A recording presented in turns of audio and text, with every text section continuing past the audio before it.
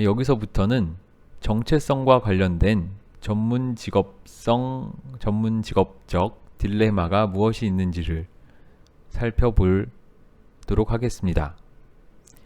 이 파트의 시작 부분에는 영국 2학년 간호대생 여학생의 짧은 어떤 말이 있는데, 그 환자가 이제 자신을 보면서 간호사님이라고 부르기도 하는데, 그때 정작 본인은 난 아직 그렇게 간호사가 아닌데 라고 생각을 한다라는 이런 짧은 문장으로 시작하고 있습니다. 아마 비슷한 상황을 여러 학생들도 경험 혹은 직간접적으로 경험해 본 적이 있을지도 모르겠습니다. 이처럼 보건의료 전문직으로 배우면서 또 성장해 가는 과정에서 이러한 되어감, 비커밍의 과정에서 여러 가지 교육적 이행 단계를 밟는다고 앞서 설명한 바가 있습니다. 그리고 특히 그러한 이행의 시기에 자신의 정체성이 전문직업적 딜레마의 원인이 되는 여러 상황이 발생할 수 있습니다. 여기서는 여러 가지 이행의 시기별로 그러한 딜레마를 나누어서 살펴볼 텐데, 이행의 시기에는 1학년으로 입학하는 그러한 단계 혹은 시기, 학부 교육과정 내에서의 여러 단계가 바뀌는 시기, 그리고 마지막으로 그렇게 의과대학 혹은 간호대학 등등 보건의료계 대학을 졸업하고 어떤 정식으로 면허를 취득해서 전문직으로 직무를 본격적으로 수행하는 그런 시기 등으로 나누고 있습니다. 가장 먼저 대학 입학 전에서 1학년으로 이행하는 시기에 발생할 수 있는 정체성 관련 전문직업성 딜레마를 살펴보겠습니다. 즉, 대학 입학 초기 단계에서 보건의료계 학생이 겪는 딜레마인데요. 의과대학생들이 언급한 여러 딜레마 중에서 많은 학생들이 언급한 한 가지는 이 의과대학에 들어오고자 공부했던 여러 가지 과목들, 물리, 심리, 지질학 등을 이 책에서는 예로 들고 있는데, 어쨌거나 우리나라에서도 의과대학에 들어오고자 많은 학생들이 과거에 공부했던 것과 달리 의과대학 과정을 시작하는 그 순간부터 이 학생들에게는 주변에서 프로페셔널하게 행동할 것을 기대받는다고 언급했습니다. 우리나라에서는 의예과 시기가 있고, 그래서 이 책에서 저자들이 이야기하는 의과대학 과정을 시작하는 것은 사실상 이제 우리나라로 치면은 본과 시기에 가깝겠습니다만, 그럼에도 불구하고 어쨌든 의예과 혹은 의과대학에 입학한 그 순간부터 우리나라 역시 일정 정도는 그래도 의대생답게 행동할 것을 기대받는 측면이 분명히 있을 것입니다. 근데 그러한 주변의 기대는 병원이라고 표현한 이런 의과대학 내에서는 물론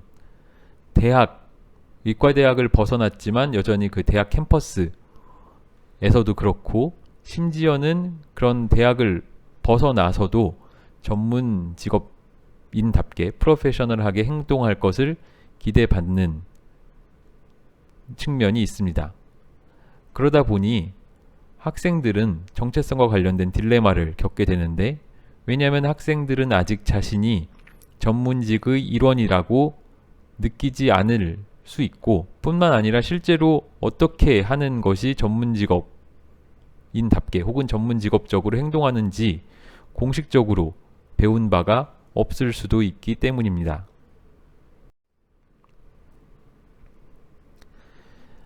하지만 모든 상황이 그렇게 스트레스를 유발하는 것은 아닙니다.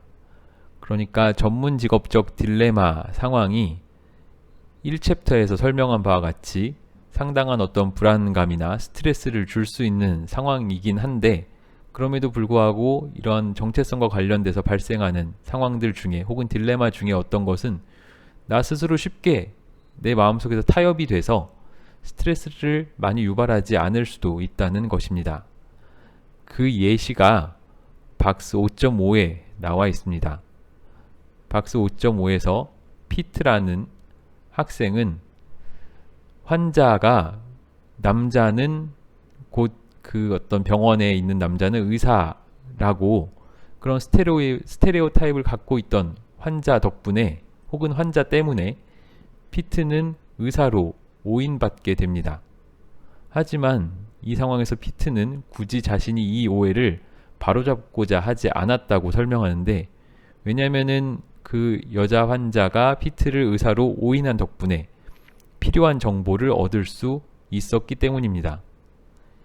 이러한 형태의 오인된 정체성, 여기서는 mistaken identity라고 설명한 이러한 오인된 정체성의 사례 혹은 딜레마는 언제든지 생길 수 있는데, 이때 중요한 것은 학생이 어떻게 행동을 해야 전문적인 것이냐 라는 문제가 되겠습니다.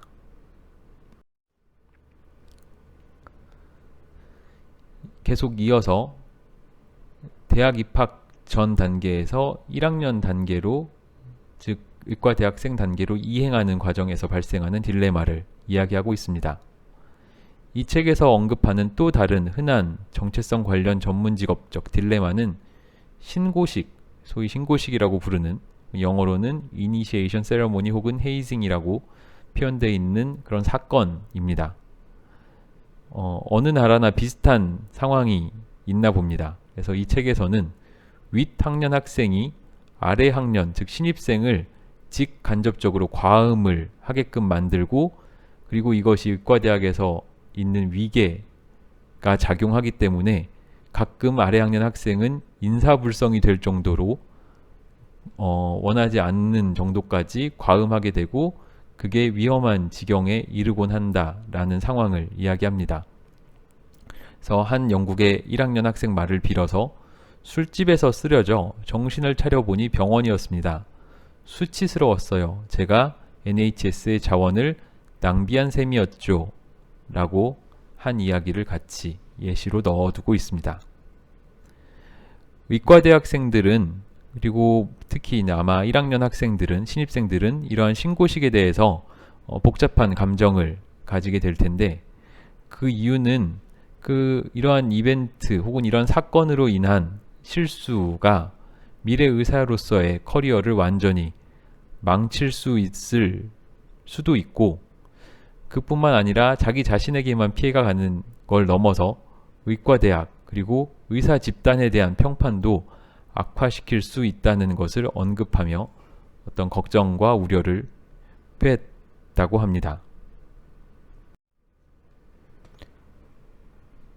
영국 의과대학생의 사례가 이제 자주 등장을 하는데, 아마 영국에서도 이런 일들이 심심찮게 일어나는 것 같습니다.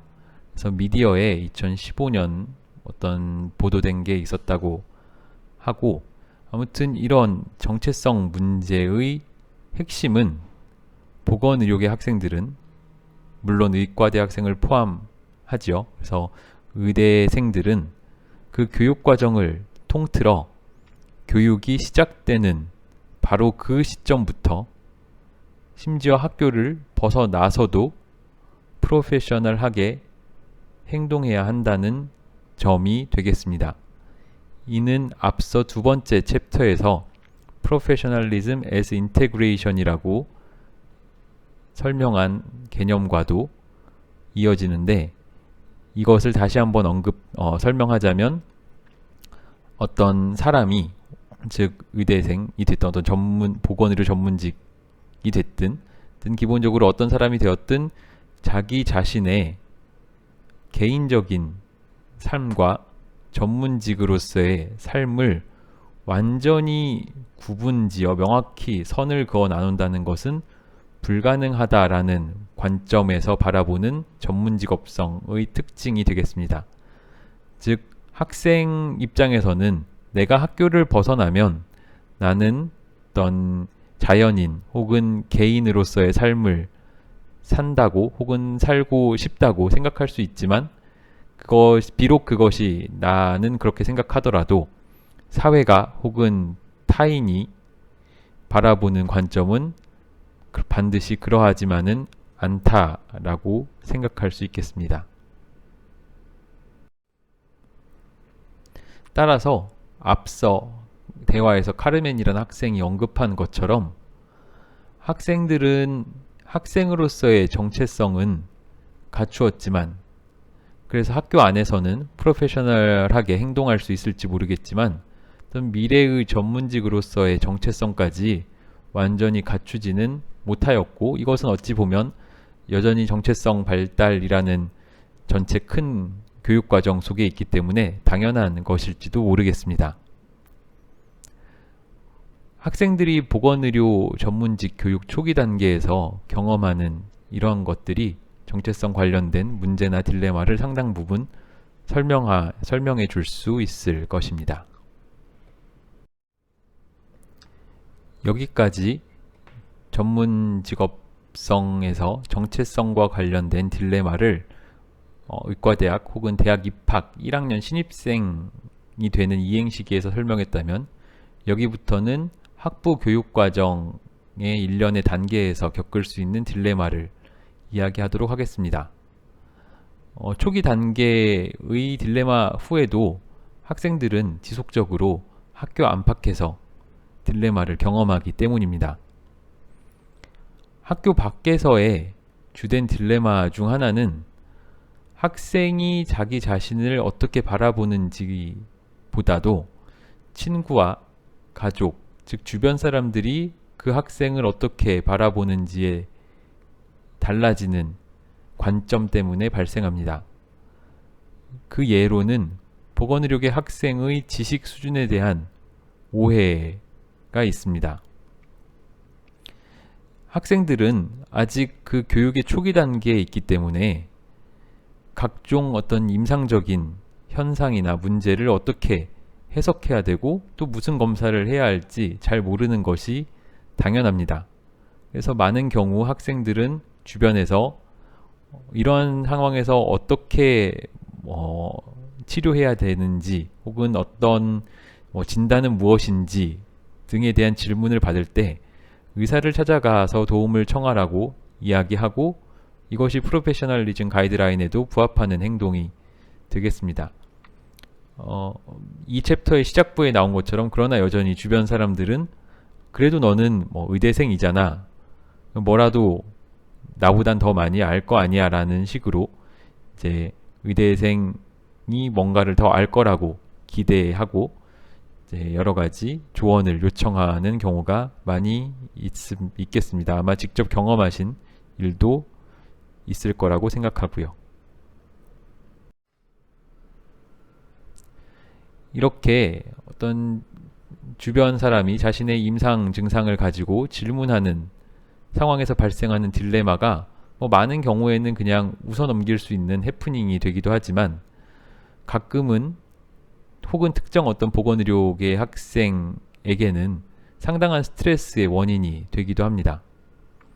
예를 들어서 이 예시로 이 책에서 말하고 있는 것은, 기분이 아주 많이 상한 환자가 약국에 갔는데 마침 그 약국에서 한 약대생이 점원으로서 아르바이트를 하고 있었고, 이 환자는 이 학생을 약사로 오해해서 저는 학생이기 때문에 조제를 할 수 없습니다라고 말을 하자 다짜고짜 그 학생한테 화를 내는 사례를 예시로 들고 있습니다. 이 밖에도 학교 내에서, 즉 교육과정 속에서 학생이 경험할 수 있는 정체성 딜레마가 생기는 또 다른 원인으로는 여러 가지 실습, 즉 근무 현장에서 실습을 하면서 배우는 시간이 많은데, 그때 필연적으로 환자나 다른 보건의료 전문직과 만나고 상호작용을 하는 상황이 발생하기 때문입니다. 그런 상황에서 예를 들면 환자와 관련된 정체성 딜레마로는 다음과 같은 일이 벌어지는 경우를 예시로 들 수 있습니다. 먼저 어떤 이유가 되었든 간에 환자가 학생의 신분을 의료진으로 잘못 이해하는 경우가 있을 수 있습니다. 혹은 환자가 잘못 이해하는 것과 달리 학생을 소개하는 의료진, 즉 지도의사 혹은 선배의사 혹은 선배 의료진이 있는데, 그 선배 의료진이 학생을 소개할 때 우선 이미 면허나 자격을 갖춘 의사 혹은 의료인으로서 소개하는 일도 발생하기도 합니다. 그렇게 되면 결국 첫 번째와 같은 상황으로 이어질 텐데, 환자는 자신의 앞에 있는 그 사람을 의료진의 구성원으로 소개받았기 때문에 학생이라고 생각하지 않게 되고, 그러다 보니 어떤 임상술기를 수행하거나 신체 검진을 수행하는 거에 대해서 환자가 잘못된 정보를 바탕으로 동의를 할 수도 있고, 그래서 이런 유형의 정체성 딜레마가 동의에 관한 딜레마와 연결될 가능성이 있습니다. 그리고 이 동의와 관련된 딜레마는 6번째 챕터에서, 즉 다음 챕터에서 조금 더 자세히 다뤄보도록 하겠습니다. 이런 문제, 즉 학생이 환자에게 자신의 신분을 본인의 뜻과 관계없이 혹은 본인의 의지가 일정 정도 개입된 상태로 학생이 환자에게 자신의 신분을 잘못 인식시킨 경우에, 그런 문제의 핵심은 다음과 같습니다. 먼저 이런 실수가 발생했을 때 학생은 그것을 정정하고 스스로를 학생이라고 밝혀야 할 책임이 있겠지만, 혹은 그러고 싶은 마음이 들겠지만, 동시에 학생 입장에서는 나를 그렇게 의사라고 소개해준 선배 의사를 민망하게, 환자의 눈앞에서 민망하게 만들고 싶지 않고, 또 한편으로는 내 신분을, 나의 소개를 번복함으로써 환자가 이 사람이 학생이라는 건지 의사라는 건지 그런 부분에 대해 혼란을 주고 싶지 않은 마음이 뒤섞여 있을 것입니다.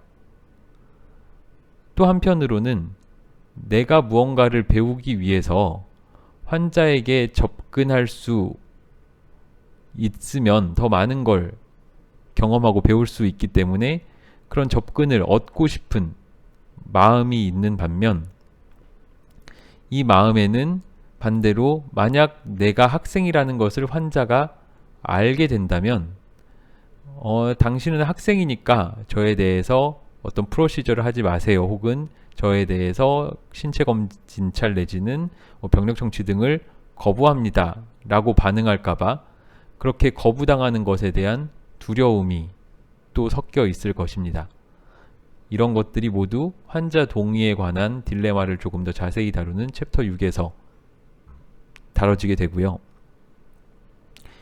이렇게 학생이 의사로 잘못 소개되는 상황이 발생하는데, 그렇다면 학생은 이 상황에서 자신이 의사인 것처럼 행동해야 하는지에 대해서 딜레마를 느낄 것입니다. 하지만 앞서 박스 5.6에서 잠깐 설명한 바와 같이 그러한 자신의 신분을 속이는 행동은 경우에 따라서는 금전적 이득을 취하기 위한 사기 행위로 여겨질 여지가 있으니 그러지 않는 편이 더 바람직하겠습니다. 환자와 관련되어 발생할 수 있는 또 다른 정체성 딜레마는 환자가 학생을 대할 때와 의료진을 대할 때의 차이가 있을 때 발생할 수 있습니다.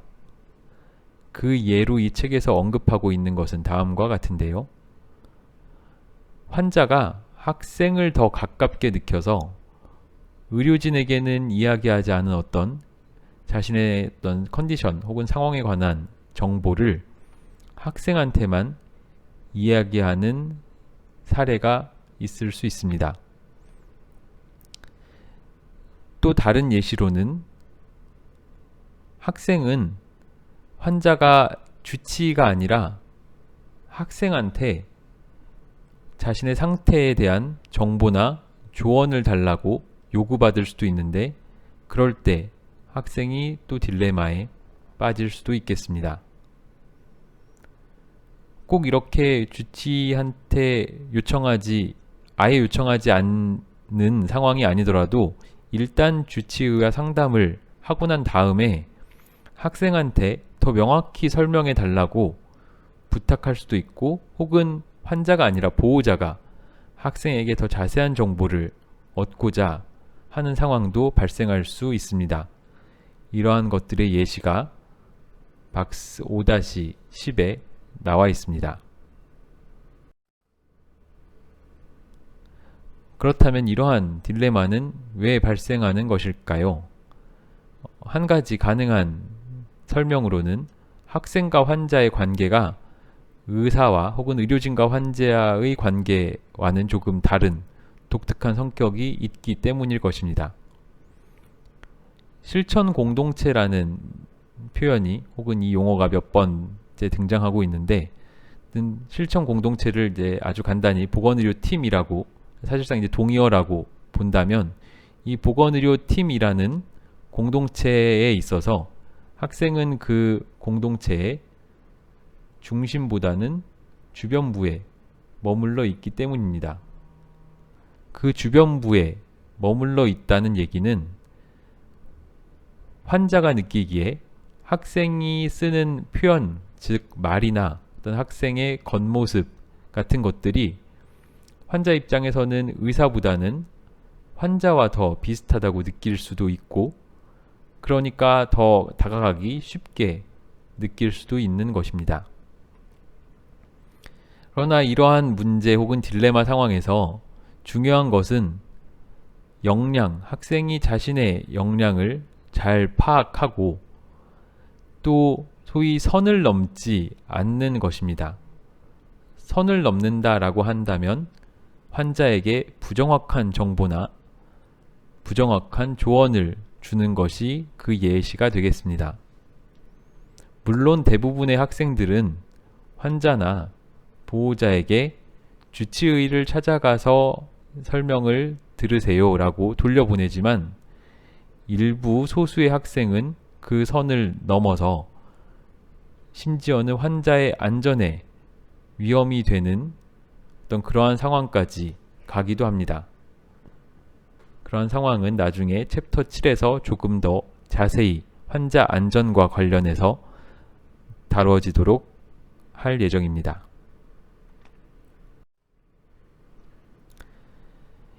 이렇게 학부 교육 단계에서 특히 임상 현장에서 실습을 하면서 학생이 경험할 수 있는 어떤 딜레마를 크게 환자에 대한 것과 보건의료 전문직과의 상호작용으로 나누어 볼 수 있는데, 지금까지가 환자와의 관계에서 발생할 수 있는 딜레마였다면 이제는 다른 보건의료 전문직과의 관계에서 발생할 수 있는 딜레마를 설명하겠습니다.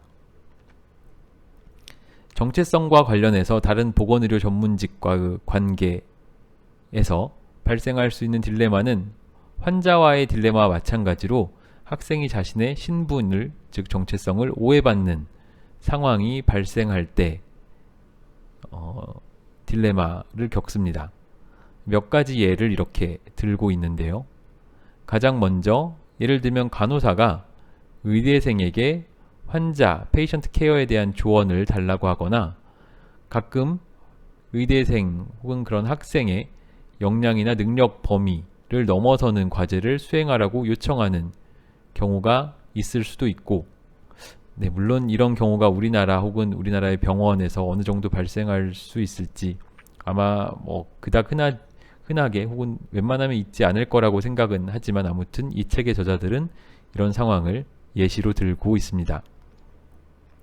비슷한 다른 예시로 이번에는 의사가 실습을 나온 물리치료과 학생이 학생 신분인 것을 모르고 환자의 회복 가능성에 대해서 환자에게 상담 혹은 이야기해 주세요 라고 시켰던 상황을 예시로 설명하고 있습니다. 마지막으로 또 신입 의사가 즉 그 의료팀이 정확히 누구누구인지 잘 모르는 상황에서 실습을 나온 간호대생을 간호사로 착각하고 충분히 훈련받지 못한 일을 시킬 때 또 학생 입장에서는 큰 딜레마 상황이 되겠습니다.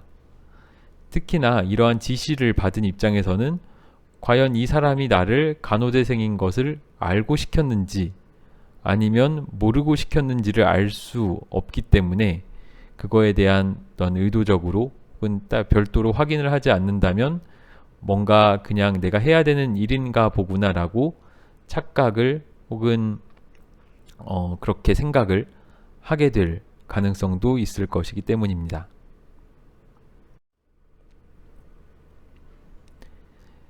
크게 이행을 세 단계로, 즉 1학년으로 들어가는 단계, 그리고 입학해서 졸업까지의 교육과정 단계, 그리고 마지막으로 이 학부 교육과정을 다 마치고 드디어 면허를 취득하고 실전 혹은 이제 실무로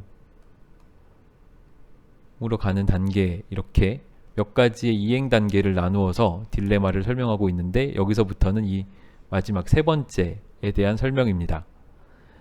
즉 학생에서 의과대학 혹은 어떤 대학을 다 졸업하고 면허를 가진 의사 혹은 의료인으로 이행하는 시기에 겪는 정체성 관련 딜레마가 있습니다. 그 이유는 학생에서 의사가 되는 이 시기가 면허가 있고 없고 그 차이로 역할에 있어서 어마어마한 변화를 가져오기 때문입니다. 그렇기 때문에 그 과정이 당사자에게는 매우 위압적으로 느껴지고 스트레스도 많이 받고, 하지만 피할 수도 통제할 수도 없는 어려운 상황이 됩니다. 신입 간호사든 신입 의사든 환자를 돌보면서 아직 익숙지도 않은 그런 진료, 의료 행위를 하면서 자신의 시간도 관리해야 되는 그러한 책임이 맡겨지는데, 이것 자체가 상당한 스트레스가 됩니다. 이것은 기본적으로는 지식과 스킬이 부족하기 때문에 겪는 것이기도 하지만 역할이라는 측면에서 보면 새로운 역할을 부여받은 것이고, 이것은 곧 정체성과 관련된 문제로 볼 수도 있겠습니다. 즉 지식과 스킬이 부족하지 않더라도 역할 자체가 달라진 것은 정체성의 문제 혹은 정체성으로 인한 딜레마가 될 수 있다는 것이고, 졸업은 했지만 자기를 여전히 의사나 간호사라고 느끼지 않는 그런 상태에서 발생하는 변화이기 때문에 매우 스스로 이상하게 느껴질 수 있습니다. 실제로 1년차 이제 신입 의사, 우리나라로 치면 인턴이 될 텐데, 그 의사들이 언급한 정체성과 관련된 이슈에는 그렇게 인턴 혹은 주니어 의사가 되면서 새롭게 내가 뭘 해야 되는지를 깨달은 그런 책임과 관련된 것들이 많이 등장했다고 합니다. 박스 5.11에 관련된 내용이 있습니다.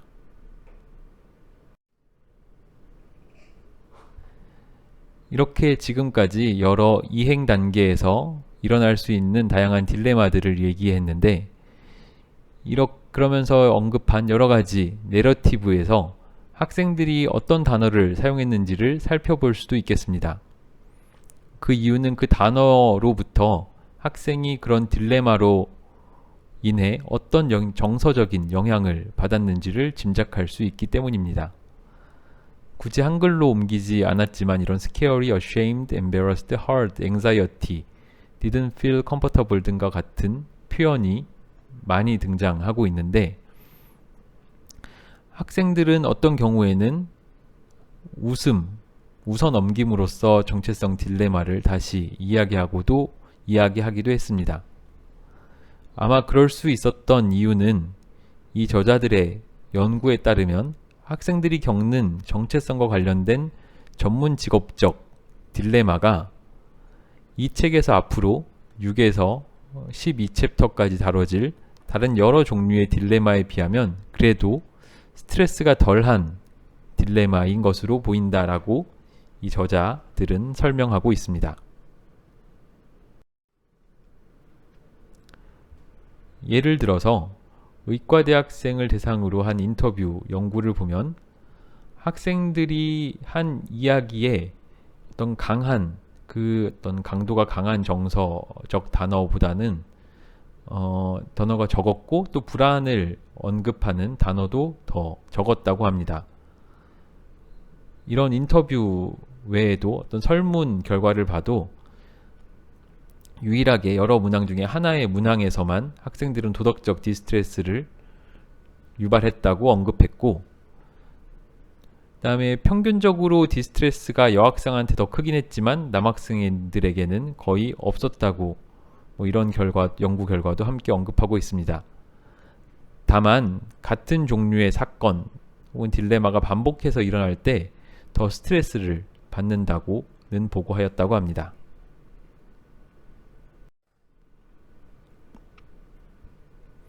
정체성과 관련된 그런 전문직업적 딜레마에서 그렇다면 왜 여기서는 도덕적 디스트레스, 모럴 디스트레스가 더 낮을까? 그 이유를 생각해 본다면 이 저자들은 70% 이상의 경우에 학생들이 그 딜레마 상황에서 저항했다 라는 이런 보고를 가지고 디스트레스가 더 적은 이유를 유추하고 있습니다.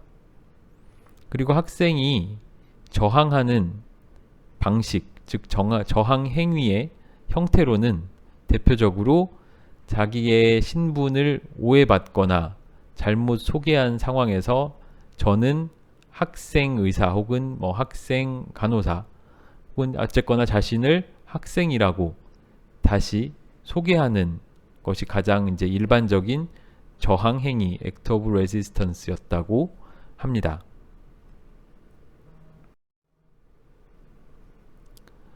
그럼에도 불구하고 어떤 학생들은 자신의 신분이 오인된 상황을 그냥 그대로 놔둔 경우도 있었습니다.